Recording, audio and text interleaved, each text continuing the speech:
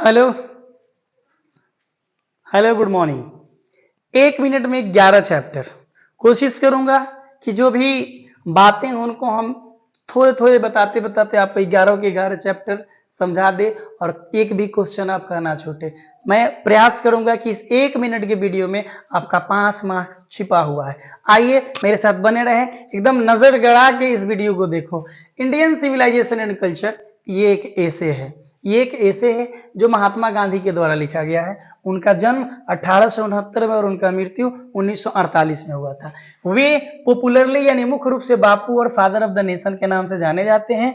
वे एक spiritual leader होने के साथ साथ यानी वे एक पॉलिटिशियन के तुलना में स्पिरिचुअल लीडर ज्यादा थे। और गांधी जी चंपारण गए थे 1917 ईस्वी में और गांधी जी की मृत्यु एक फैनेटिक के हाथों हुई थी। ठीक है ना, आप इसका एक स्क्रीनशॉट ले सकते हैं और आगे बढ़ते हैं।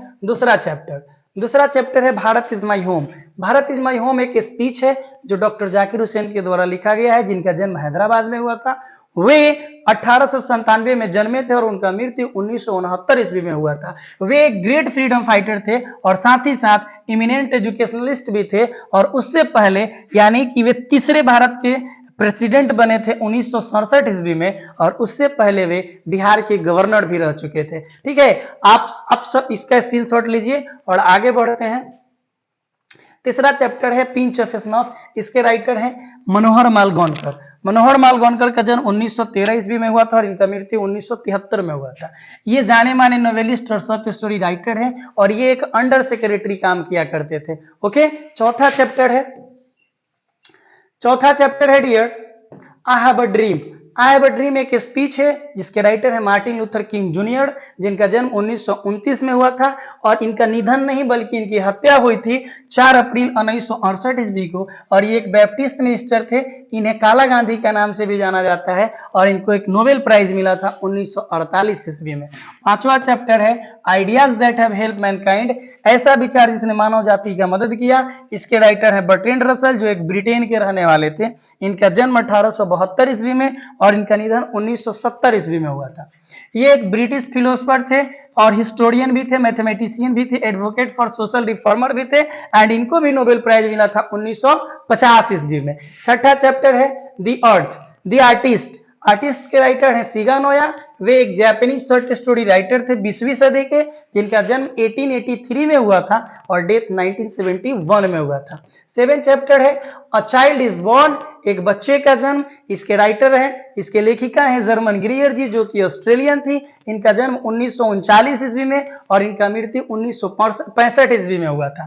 वे एक फेमस फेमिनिस्ट राइटर थी, नारीवादी लेखिका थी और इनका जन्म तथा शिक्षा दीक्षा टोटल का टोटल कहाँ हुआ था? ऑस्ट्रेलिया में हुआ था। अगला है बाबू 8वां चैप्टर है हमारा how free is the press. इसके राइटर है डोरोथी एल्सेयर और ये चैप्टर जो है हमारा एक एसे है।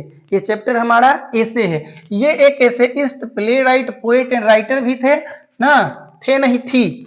और ये पहली औरत थी जिन्होंने ऑक्सफोर्ड यूनिवर्सिटी से ग्रेजुएशन किया था। ठीक है, मतलब कि जितनी भी औरतें ग्रेजुएशन कर रही थी उन सारी महिलाओं में से एक ये भी थी। डोरोथी एल्सेयर का जन्म 1893 ईस्वी में और इनका निधन 1957 ईस्वी में। 9वां चैप्टर है my dear the earth. The earth के राइटर है एच.ई. बेट्स जो कि इंग्लैंड के रहने वाले हैं और ये जाने माने एक शॉर्ट स्टोरी राइटर थे और ये थोड़े देर के लिए जर्नलिस्ट का भी काम किए थे। इनका जन्म 1905 में और इनका निधन 1974 में हुआ था।